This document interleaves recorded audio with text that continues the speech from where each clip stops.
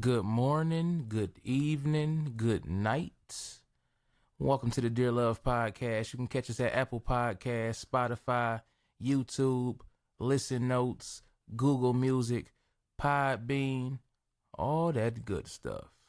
You already know how this go. Let's get right into it.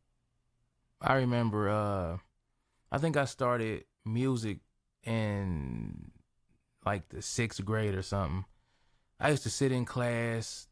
I'm talking about writing so much. I had like verses, different ideas for songs, hooks. I wrote it all down in a notebook. I had, back in the day, I used to have those. I don't know if they still have them, like 300-page like notebook type things. And I mean, I really was into this stuff, like writing, to the point where I still write in my head a lot.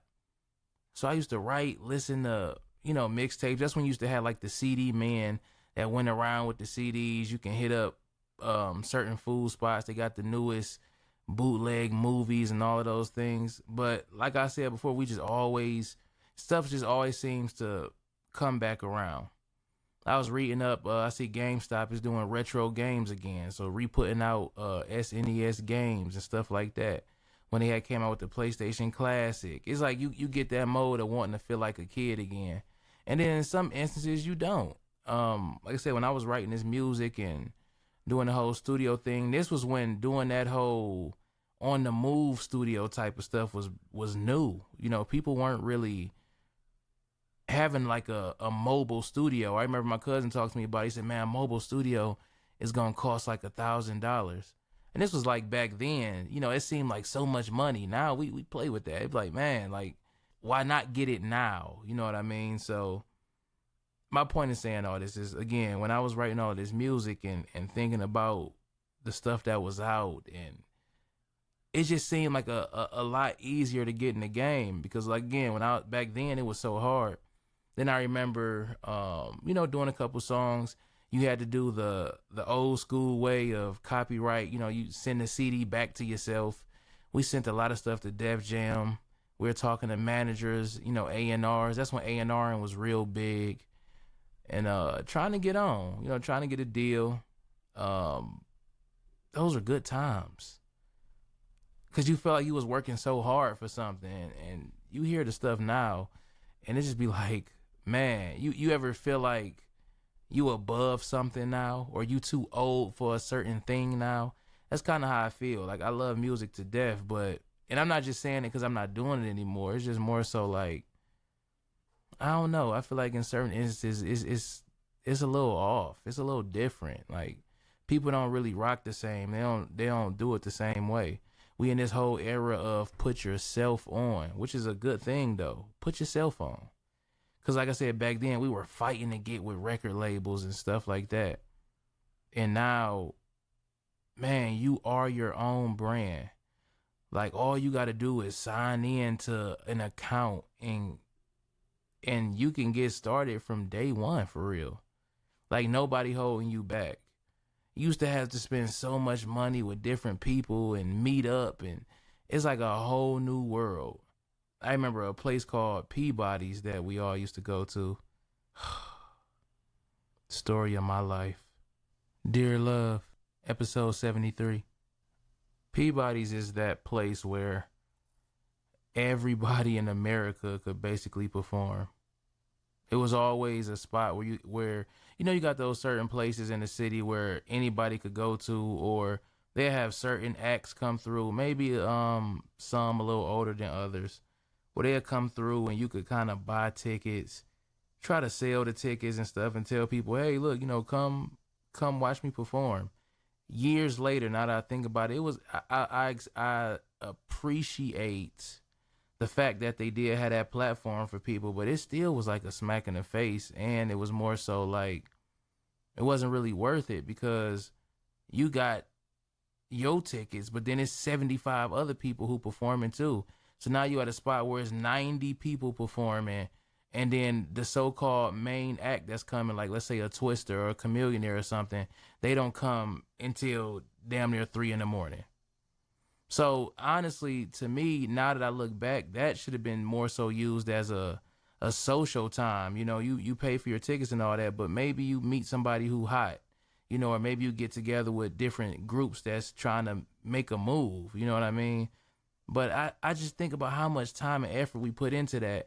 And it was more so a stepping stone. You know, now you could say, hey, I opened up for Chameleonaire. And it's like you didn't for real. You and 95 others did the same thing, you know.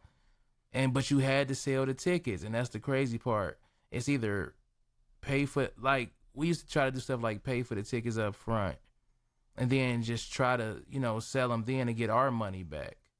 But you really couldn't perform unless you sold the tickets. Or I think it was like the later you go on or something, with the more tickets you sell, I guess that gets closer to the person coming. It didn't really work out, you know. And again, it was another way of doing music and trying to get yourself out there.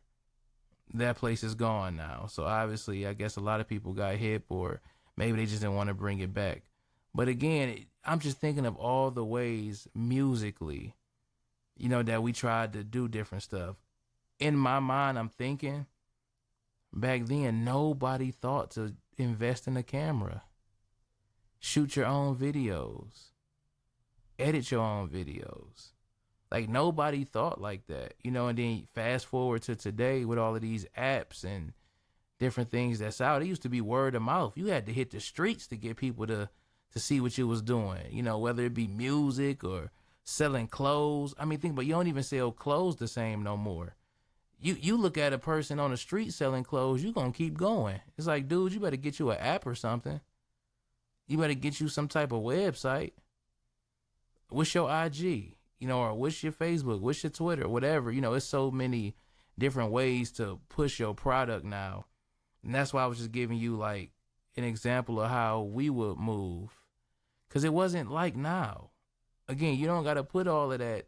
I'm not going to say you don't got to put all that effort into it, because you definitely still need the effort. But it's so easy to make different moves now, man. You get you invest in yourself in a couple items. You could shoot your own videos. Let's say you are an artist and you invest in a camera, or you get with somebody, you know, who went to school for this or just real talented with that type of stuff, and y'all make a killing. I think about the rappers that came up. Meek Mill used to be with what was his name? I don't want to say it wrong. Jahili Beats or whatever. Like, that was his guy. He made most of Meek Mill's bangers, and they came up. You know, you get you a set producer or a set sound, an in-house person. And I just don't understand why people don't realize working together is the way to achieve anything in this new life. And the reason why I say new life is because, you know, we in a new world, man. The way we move, the way we act, everything is different now. So I don't know why people won't work together. But working together is something that's important, especially to, you know, making things go the proper way, you know. Just staying focused. I think that'll take care of a lot of the problems that we usually have. Staying focused, being a team, not trying to do it yourself. It's really team-based now. Everything that we do is team-based. Like, get you a set crew. Y'all get together, put your ideas together, and make it. You don't need nobody no more, man. All you need is your squad. One man can't do it, but as a team, you'll definitely get it going. So I just encourage more of the teamwork, and you would do a lot, man. Like I said, it ain't like the old days of having to call around and do stuff. People will come to you, you know, you make a big enough buzz. So just gotta stay focused. Dear Love, T. Shaw, I'm out of here.